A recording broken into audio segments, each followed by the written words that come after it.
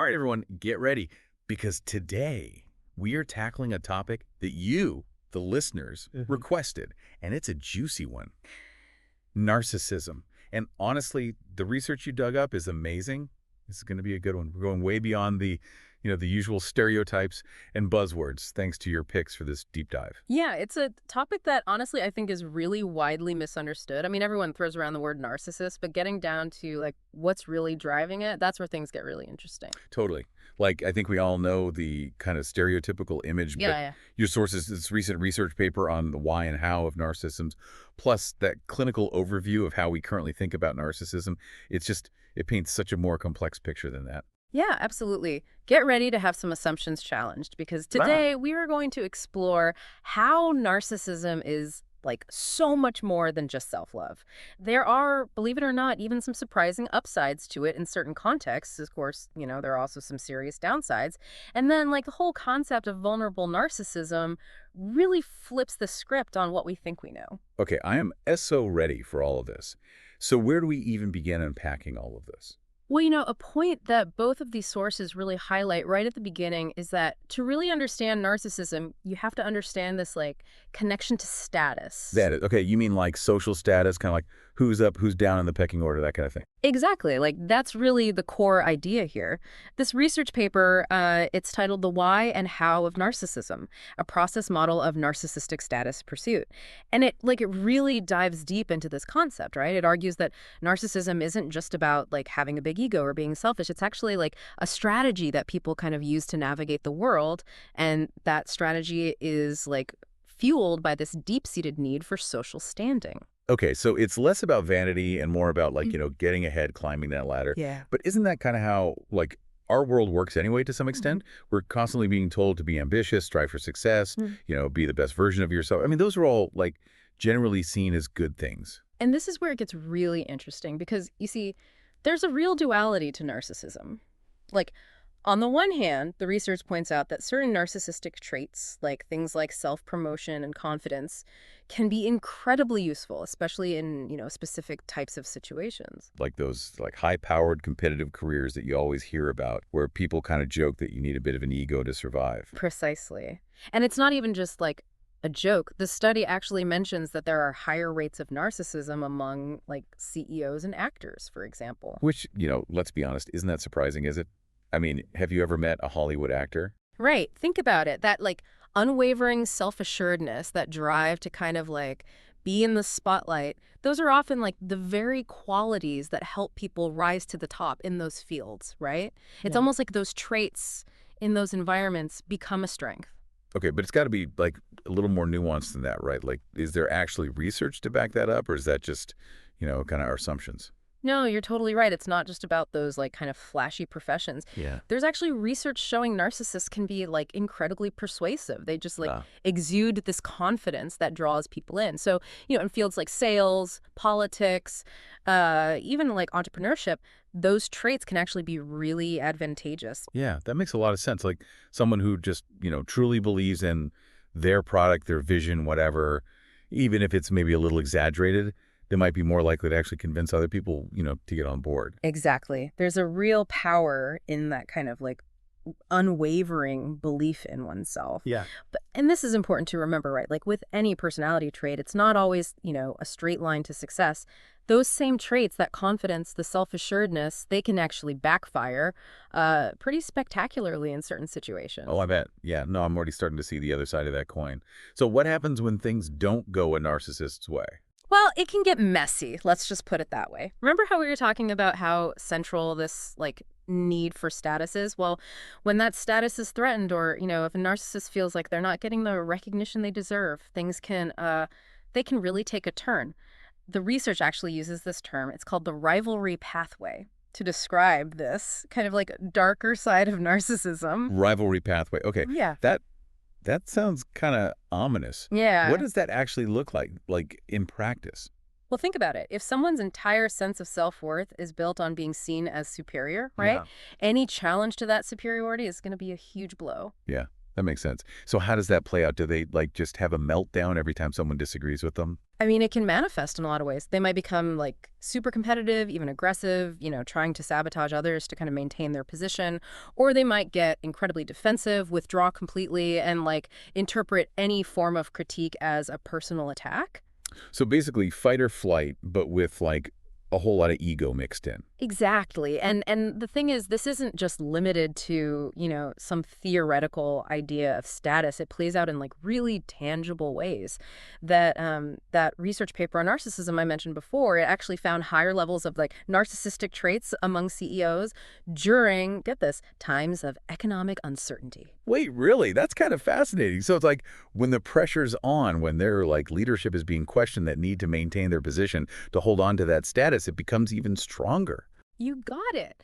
And it really highlights how like deep-seated this need for status can be, even in people who seem like, very successful and put together on the surface. It's almost like the higher the stakes, the more like pronounced Yeah. those narcissistic tendencies become. It's kind of making me think of like those really intense arguments you see on social media sometimes where it feels less about like, a genuine debate or conversation and more about like just one-upping the other person. You know what I I'm mean? absolutely like social media is like literally a petri dish for this kind of like status seeking behavior. It's a platform for constant comparison, for self-promotion, even for aggression, right? You've got people vying for like likes and followers and, online validation, and it often brings out those like more, I don't know, I guess toxic elements of narcissism. Yeah, it's like everyone's trying to be the loudest voice in the room, even if it means like, tearing other people down in the process.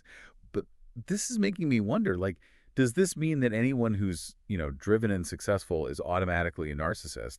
What about those high achievers who are also just like genuinely nice people? That's such an important point, and it actually brings us to this really fascinating nuance in how we understand narcissism, the concept of vulnerable narcissism. Vulnerable narcissism. Okay. Yeah. That sounds like kind of like an oxymoron. How can someone be both like vulnerable and narcissistic at the same time? Right. It's a great question, and it really challenges that like, stereotypical image of the like loud, arrogant narcissist that we've been talking about.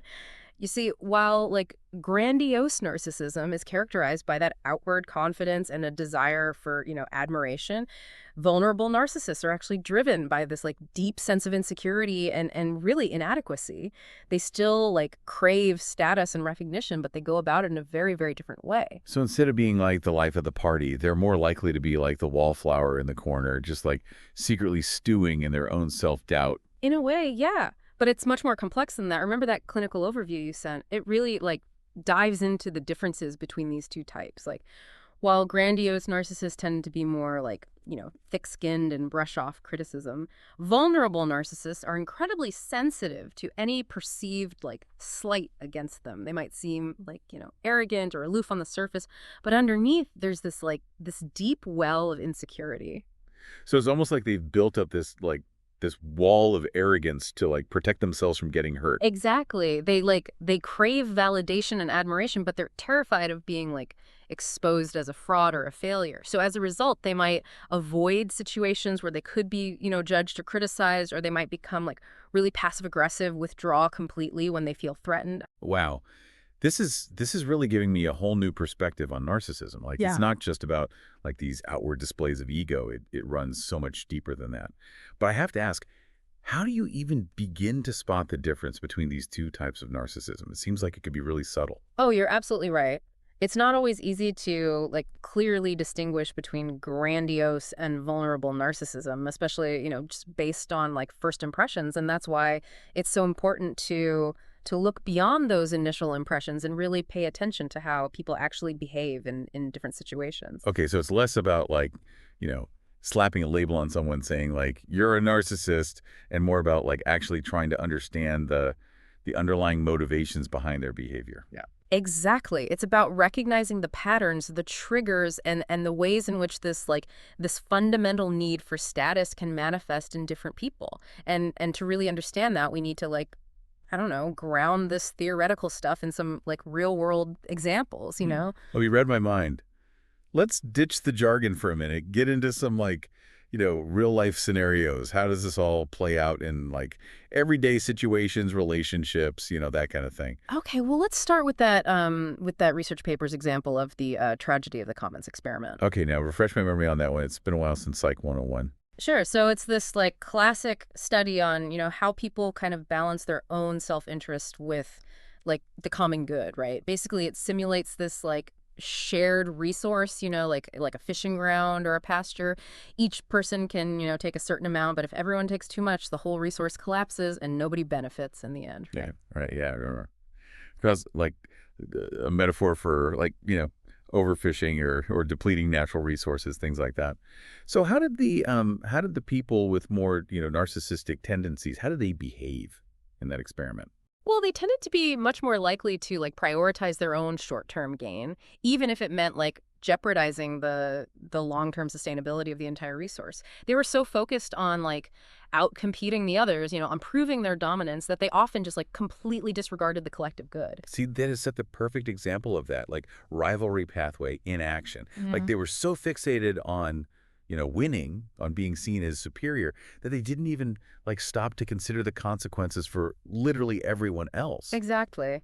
And it really highlights how this need for status, when it's not kept in check, it can lead to like incredibly self-serving, even destructive behavior. Okay, yeah, that's a pretty stark example. What about like the vulnerable type? What kind of situations kind of like bring out their, I don't know, less healthy tendencies? Okay, for that one, let's turn to that case study of Laura from that clinical overview you sent. It talks about how she had this like really disruptive presence in, of all things, group therapy. Oh wow. Not exactly the like, the type of place you'd expect to find someone with like narcissistic tendencies, right? That's the thing about vulnerable narcissism. It can show up in the most unexpected places. Laura wasn't like, openly arrogant or attention seeking. In fact, she was often pretty quiet, withdrawn. But she was incredibly sensitive to like any form of feedback, even if it was intended to be like totally constructive. She would often misinterpret things, take things personally, and then like either lash out or just like shut down completely. So it sounds like her narcissism was less about like, actively seeking admiration from other people and more about just like protecting her own ego, her own like kind of fragile sense of self. Precisely. And it really highlights how, those with vulnerable narcissism can actually create a lot of like chaos and negativity, even if they're not the ones, actively seeking the spotlight. This is all so fascinating, Mhm. but it's also like a lot to wrap your head around. Like narcissism is this like multifaceted thing and it can express itself in so many different ways. You're absolutely right. It's not like a one size fits all kind of thing. And that's why it's so important to like understand the nuances, the different types, and the ways in which it can show up in everyday life. Okay, so we've covered a ton of ground here. We talked about how, like, narcissism is at its core about this pursuit of status, but also that it can actually manifest in these two, like, really distinct ways, grandiose and vulnerable, each with, like, their own set of behaviors and consequences, right? And I think what's so interesting is that like understanding these different expressions of narcissism, it's not just about like, being able to label individuals or whatever, right? It really prompts us to kind of examine the, I guess like the very fabric of our society, the values that we uphold, that kind of thing. Ooh, okay, now you've really got my attention. What do you mean by that? Well, think about it. If narcissism is like at its core a strategy for, climbing those social ladders, for achieving a higher position within a hierarchy, I mean, what does that actually say about like the systems that we've created? Are we like inadvertently rewarding the people who are best at, I don't know, playing the game, so to speak, even if their tactics, might come at the expense of others? So you're saying that like maybe some of the behaviors that we associate with narcissism are actually like being reinforced by our culture. That's a pretty profound thought, I gotta say. It is something to, to consider, right? I mean, we live in a world that often like celebrates self-promotion. Competition, individual achievement kind of like above all else. And while those things certainly have their place, it's worth, taking a step back and asking ourselves, are we also like kind of inadvertently creating an environment where these narcissistic traits are able to flourish, Yeah. even when they're actually detrimental to like, to the greater good. I mean, we see it everywhere, right? I mean, Yeah. from like reality TV that glorifies, like, cutthroat competition, to just like this pressure to, like, present this perfectly curated image of ourselves online. It's like we're all caught up in this game of, like, status and validation. Exactly. And while it's easy to like point fingers and say like, "Oh, those narcissists over there," it's far more insightful and I would argue more productive to like Yes. actually examine like how our like, collective values might be contributing to these dynamics. This whole deep dive has been such an eye opener. It's like you've given me this whole new lens through which to view, like, not just like individual behavior, but also just like the cultural forces that are kind of at play. And that's really the power of like, digging into a topic like this, right? It's not just about like acquiring knowledge for the sake of it. It's about using that knowledge to actually ask like deeper questions about like ourselves and the world around us. So where do we go from here? What's the takeaway for our listeners who are now hopefully, just as fascinated by all this as we are? Well, I think like the most important thing is just to remain curious, observe the dynamics around you, like really pay attention to how people like, interact, how they present themselves, how they respond to, challenges or criticism, things like that. Don't just accept those behaviors at face value. Ask yourself like, what might be the underlying motivations here? So it's about like becoming more attuned to those like subtle signs, not necessarily to like, diagnose anyone, but just to like better navigate our own like, interactions and just better understand, I don't know, that like the forces that shape how we behave as humans. Exactly. And remember, this whole exploration, it isn't just about, understanding others. It's also about like turning that lens inward and understanding ourselves. I mean, we all have aspects of ourselves that probably fall, somewhere on this narcissistic spectrum. It's about self-awareness, right? And recognizing how our own like, need for validation, our own need for status might be like, influencing our thoughts and actions. That's such an important point. It's so easy to get like, caught up in like judging other people, Mm. but this whole deep dive has been like a really good reminder that like true understanding really requires introspection as well. Couldn't have said it better myself. Well, a huge thank you to the listener who requested this like incredibly thought-provoking deep dive. I have a feeling we're all going to be like pondering these ideas for quite some I time. have no doubt. And remember the, quest for knowledge, it doesn't end here. Keep exploring, keep questioning, and as always, keep diving deep.